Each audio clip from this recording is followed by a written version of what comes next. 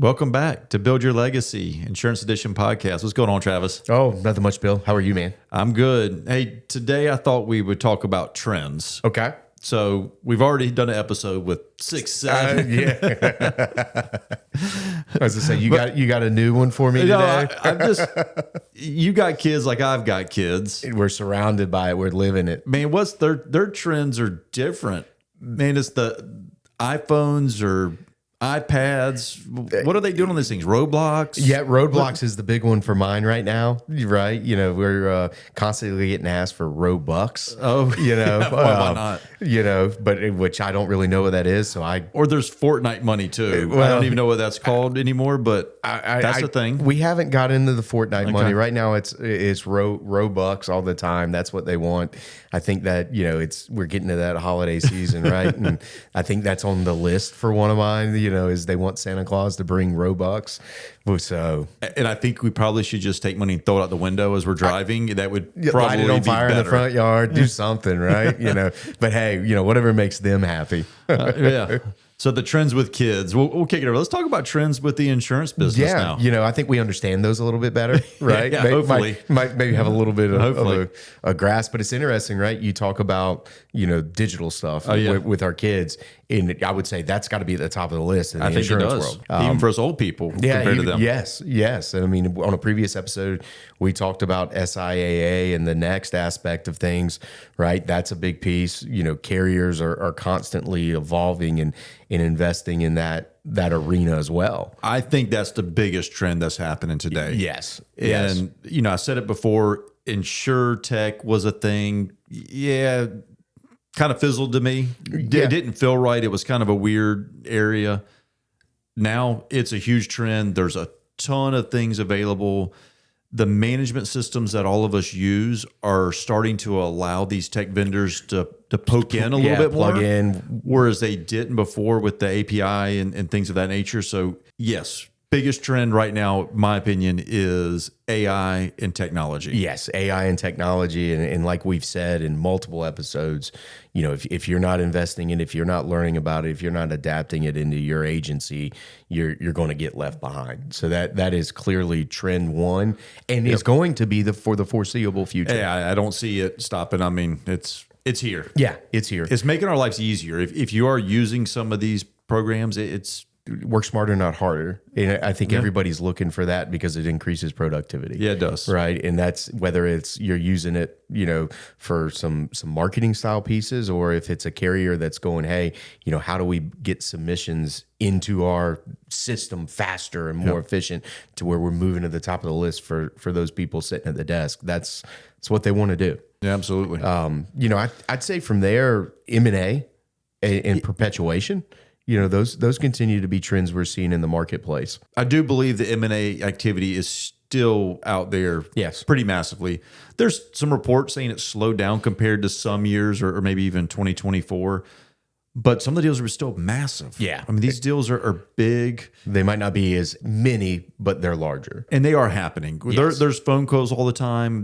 I'm getting LinkedIn requests, emails. I mean, and I'm not the only one getting these. Right. I mean, everybody's getting these right now. So it's still a huge trend, and it's going to be. Yes. Private equity is still in there. I have seen some reports showing that private equity is holding things a little bit longer than what they historically really have done. Yes. But that's still a short period of time. Yeah. When you think about it, I saw something that was 5.8 years now. Other things you read is 3 to 7 years. Right.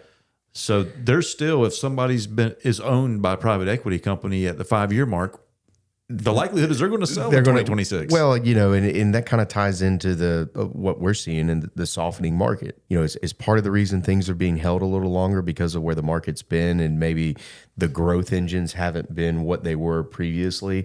With that market softening and growth picking back up within these agencies, does it speed up? Does it go back to what it was? I mean, I think that's a fair question. Yeah, and certainly not to tip off all the private equity people because we want the stuff. But it's, I was going to say, but I will say a trend is still a lot of phone calls, a lot of messaging from producers, from employees at these agencies that have been acquired. It's a huge disruption to them. They're going from being independent to private equity or from one private equity to a different private equity, And the they change. don't know what is next. Right. Yes. I mean, in that kind of, I think that's one of the things we can tie into the just disruption in the marketplace. Yeah, absolutely. And that can be from private equity, M&A. It can be in the captive space. We're continuing to see disruption in the captive space right now as the independent agency channel gains more market share. Right. And those carriers are continuing to take different underwriting actions, commission cuts, things of that nature. We're seeing more and more of the captive agents look to the independent channel as an alternative to continue their careers.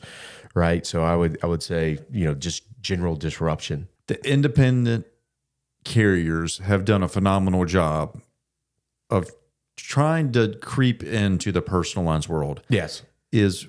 We always have been, I would say, the huge leader in commercial lines. Yes. The independent agency channel, it dominates the commercial lines. It does.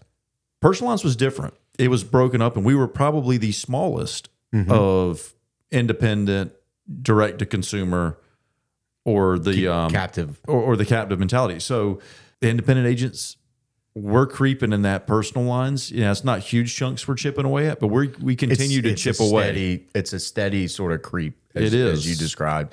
So we're gaining market share there, which is good. Yeah, I mean that's a direct result of what the consumer wants today. Yeah, right. In their, I'd call it buying experience.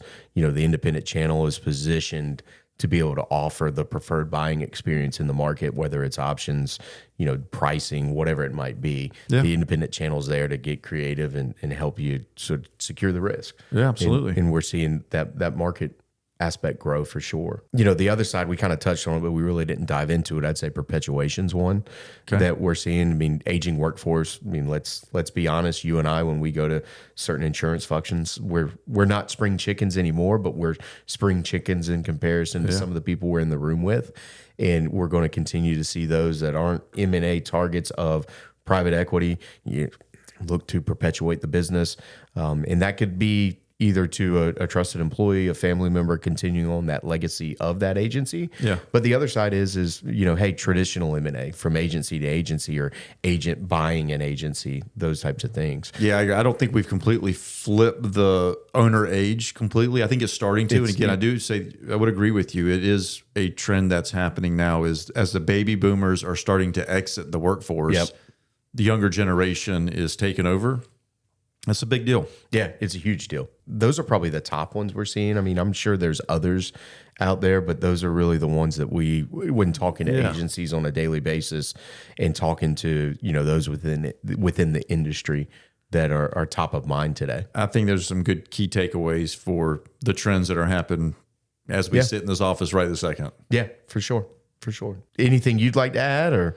No, man, I think we hit it. And our key is always keep this short and keep the topics going keep so people it flowing. Can listen to that next one that we have. And I was going to say, make sure you like, subscribe, and if you have topics or if you have trends you want us to break down a little further, by all means, let us know. We're always happy to take suggestions. Absolutely. All right. I appreciate it. Travis, good seeing you as always. Same here, Bill. See you. See you guys.